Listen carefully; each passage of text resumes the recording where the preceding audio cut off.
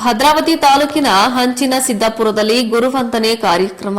ಹೌದು, ಭದ್ರಾವತಿ ತಾಲೂಕಿನ ಹಂಚಿನ ಸಿದ್ದಾಪುರದ ಮೊರಾರ್ಜಿ ದೇಸಾಯಿ ವಸತಿ ಶಿಕ್ಷಣ ಸಂಸ್ಥೆಯಲ್ಲಿ 2024-25ರ ಎಸ್ಎಸ್ಎಲ್ಸಿ ವಿದ್ಯಾರ್ಥಿಗಳ ಪೋಷಕರ ವತಿಯಿಂದ ಶಿಕ್ಷಕರಿಗೆ ಗೌರವ ಸಲ್ಲಿಸುವ ಗುರುವಂದನಾ ಕಾರ್ಯಕ್ರಮ ಭಾನುವಾರ ನಡೆಯಿತು.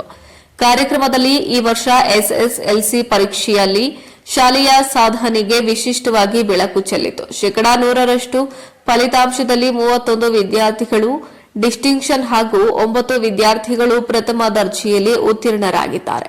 ಈ ಸಾಧನೆಗೆ ಶಾಲಾ ಶಿಕ್ಷಕರ ಪರಿಶ್ರಮದಂತೆ ಭೂದಾನಿಗಳು ಸಿದ್ದಪ್ಪ ಗೌಡ ಅವರು ಶ್ಲಾಘನೀಯ ವ್ಯಕ್ತಪಡಿಸಿದ್ರು.